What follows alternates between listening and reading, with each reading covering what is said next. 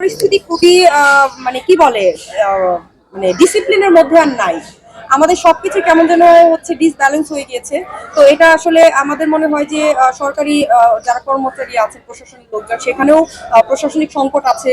এবং তাদের যেহেতু আমাদের অনেক প্রশাসনের লোক আগের যারা ছিলেন তারা নাই, তারা তো অলরেডি অনেকদিন ধরে কাজ করতে অভিজ্ঞ ছিল। বাট এখন নতুন নতুন অনেকে নিয়োগ দেওয়া হয়েছে। আসলে একটা যে কোনো জিনিসে যে কোনো প্রফেশনে শিখতেও কিন্তু একটা সময় লাগে, বুঝে উঠতেও আসলে টাইম লাগে।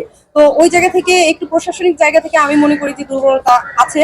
আর এখন প্রশাসন থাকলেও দেখা যায় যে আপনারা দেখেন প্রতিনিয়ত কিন্তু তাদেরকে কেউ মানছে না। আদালতে একটা আসামি নিয়ে যাচ্ছে, বাট পুলিশ প্রশাসন থাকা অবস্থায়ও পাবলিক এসে তাকে ধরতেছে, মারতেছে। হ্যাঁ, তো এই জিনিসগুলো আসলে মানুষের মধ্যে এখন ভয়টা কাজ করছে না। ওই ভয় ভীতিটা নষ্ট হয়ে গিয়েছে। এখন পুলিশ প্রশাসন কোনো কিছুই আসলে মানুষ মানছে না। শিক্ষার যে ধর্মীয় শিক্ষা, মনুষ্যত্ব শিক্ষা আর শিক্ষা ব্যবস্থাকে দায়ী করা হচ্ছে, যেহেতু মানুষ যে গড়ার কারিগর প্রতিষ্ঠানগুলো আসলে এটা সচল হচ্ছে কিনা একটু বলবেন। শিক্ষা ব্যবস্থার দায় আছে কিনা এখানে? শিক্ষা ব্যবস্থা তো দায় না। শিক্ষা ব্যবস্থা যদি দায় থাকে, শিক্ষা ব্যবস্থা তো আমাদের মাত্র কয় মাস হয়েছে যে পরিবর্তন ঘটেছে দেশের, কিন্তু মানুষের মানসিকতা নষ্ট হয়ে গিয়েছে। মানুষের ভয় নাই, এখন আর ভয় নাই, কোনো আইন নাই। আইন থাকলেও সেটা মানছে না মানুষ। এই কারণে শিক্ষা দিয়ে তো আসলে এটা তো মানে আমরা তো দুই ভাবে হচ্ছে জ্ঞান অর্জন করি। একটা হচ্ছে বইয়ের জ্ঞান, আরেকটা হচ্ছে বাহ্যিক যেই সাধারণ জ্ঞান যেটাকে বলে। তো সাধারণ জ্ঞান আর বইয়ের জ্ঞানের সাথে তো মিলালে হবে না, কারণ বই থেকে আমরা জ্ঞান অর্জন করি, সেটা পড়াশোনা করে বিভিন্ন ডিপলি সেটা চিন্তা ভাবনা হয় বা বিভিন্ন হয়। কিন্তু আমরা সাধারণ জ্ঞান যেটা আমরা চলাফেরা করছি, কোন জিনিসটা করা ভালো, কোন জিনিসটা করা খারাপ, এই যে ধর্ষণ, ইফটিজিং, এই জিনিসগুলো খারাপ, এটা আমরা সবাই জানি। হ্যাঁ, তো তারপরে কিন্তু এগুলো হচ্ছে, তো মানুষের মানসিকতার অবনতি হচ্ছে, আর কিছু না। এটা শিক্ষার সাথে আসলে মিলিয়ে লাভ নাই। আচ্ছা, আপনি তো একজন নারী, নারী হয়ে আপনি কখনো কখনো হেনস্থার শিকার হয়েছে কিনা এই ধরনের? যেহেতু আপনি বললেন যে সিএনজিতে বা মোটরসাইকেল থেকে পালিয়ে যাওয়ার সময় বা ধরুন আরো বড় কিছু আপনার জীবনে ঘটেছে? না, আমার এখন অব্দি আল্লাহর রহমতে আমার এই ধরনের কোনো ঘটনা ঘটেনি। বাট ইদানিং ইদানিং রাস্তায় বের হলে মানে মানুষের লুকস ভালো লাগে না, ছেলেদের লুকস ভালো লাগে না। এখন দেখা গেছে যে হেঁটে হেঁটে যাচ্ছে, একটা সাইডে কয়েকটা ছেলে দাঁড়িয়ে আছে, অন্য একটা মানে ব্যাড লুকস দিচ্ছে। ইভেন রিক্সাওয়ালাও যদি যাচ্ছে, ব্যাড লুকস দিচ্ছে। সিএনজিও যদি পাশ দিয়ে যাচ্ছে, ব্যাড লুকস দিচ্ছে। লুকস গুলো ব্যাড। মানে আগের লুকস গুলো ছিল নর্মাল, বাট এখন লুকস দিলেই মনে হয় যে তার উদ্দেশ্য কি, সে কি চিন্তাকারী নাকি তার কোনো উদ্দেশ্য আছে। মানে উদ্দেশ্যমূলক লুকস দেয়, যে জিনিসটা একেবারেই মানে আমরা ইনসিকিউর ফিল করি। আচ্ছা, আরেকটি বিষয় সেটা হচ্ছে আপনি চলচ্চিত্র থেকে অনেকদিন গ্যাপে আছে।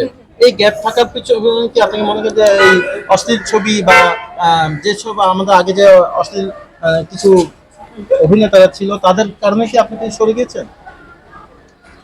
না, এটা অশ্লীলতা তো অনেক আগে ছিল, সেটা তো আমরা আসারও অনেক আগে। হ্যাঁ, তখন হচ্ছে সেই যুগ, তখন তো আমরা অনেক ছোট ছিলাম। বাট আমি যখন এসছি, আসলে আমি সিনেমাতে হঠাৎ করে আমার সিনেমাতে ইনভলভ হওয়া আমার কখনো আগে থেকে প্ল্যান ছিল না, বা ওই ধরনের স্বপ্ন ছিল না যে আমি মিডিয়াতে কাজ করব। তো হঠাৎ করেই আসলে আমার একটা নাচের একাডেমি থেকে সিনেমার অফার আসে। তো শুরুতেই আমি কালাম কাসের সিনেমা করি, সেখান থেকে আমার শুরু। তো যখন আমি শুরু করেছি, তখন একটার পর একটা আমার দেখলাম যে কাজের অফার আসছে, দেন আমি করলাম। বাট যেহেতু আমি স্টুডেন্ট ছিলাম, তখন আমার পড়াশোনার হ্যাম্পার হচ্ছিল, দেন আমার ফ্যামিলি থেকেও সাপোর্ট করছিল না। দেন আমি একটা গ্যাপ দিই, গ্যাপের পরে দুই একটা করেছি। এরপরে যখন আমি মাস্টার্স করছিলাম, তখন আমার নিজেরই রিয়ালাইজেশন হয়েছে যে আসলে মানে আমার এটা করা ঠিক হচ্ছে না। কারণ আগে যে সিচুয়েশনটা ছিল, আবার একটু হলে মানে আগে অশ্লীলতা চলে গিয়েছে, দেন হচ্ছে কিন্তু একটা ভালো সময় এসছে, যখন হচ্ছে মৌসুমী আপু, শাবনুর আপু, শাকিব ভাই, ওরা যখন কাজ করেছে, সুন্দর একটা পরিবেশ ছিল বা ভালো সিনেমাতে। বাট এই আমরা যখন আমি কাজ করার পরে দেখলাম যে না, এখানে আসলে ওই আগের মতো আসলে কেরিয়ার নাই। প্লাস হচ্ছে আমি আসলে ম্যাচ করতে পারছিলাম না। মানে আমার যতগুলো আমি কাজ করেছি, বাট আমার মনোভূত কোনো কাজই আমি আসলে পাইনি। অ্যান্ড আমার মনে হয়েছে যে আমি আসলে নিজেকে ওইভাবে পাইনি, যে আমার হয় না যে আমি এতগুলো কাজ করেছি, এই কাজটা আমার জন্য বলার মতো বা ভালো লাগার কাজ। বাট এইভাবে আমার কখনো আশা ছিল না। দ্যাটস ওয়াই আমার একটা সময় রিয়ালাইজেশন হয়, আমি এখান থেকে নিজে থেকে সরে গিয়েছি, যে আমি আর সিনেমা করবো না। দেন আমি নাটকে কাজ করছি। এই তো আমি নাটকে কমফোর্টেবল। নাটক, চলচ্চিত্র দুটোতেই কাজ করেছেন। রোমান্টিকের গল্পগুলো ভালো লাগে নাকি অ্যাকশন দৃশ্যের গল্পগুলো ভালো লাগে নাকি কমেডিগুলো ভালো লাগে? আসলে আমরা আর্টিস্টরা বিভিন্ন টাইপের ক্যারেক্টার বিভিন্ন সময় আমাদের প্লে করতে হয়। একটা শিল্পী কিন্তু একটা মানে গদবাঁধা একটা ক্যারেক্টারে সীমাবদ্ধ থাকে না। আর আমরা যদি সবসময় একই টাইপের ক্যারেক্টার করি সেটাতে আমরা নিজেরাও বোর হয়ে যাই আর দর্শকরাও বোর হয়ে যায়। তো একটা শিল্পীর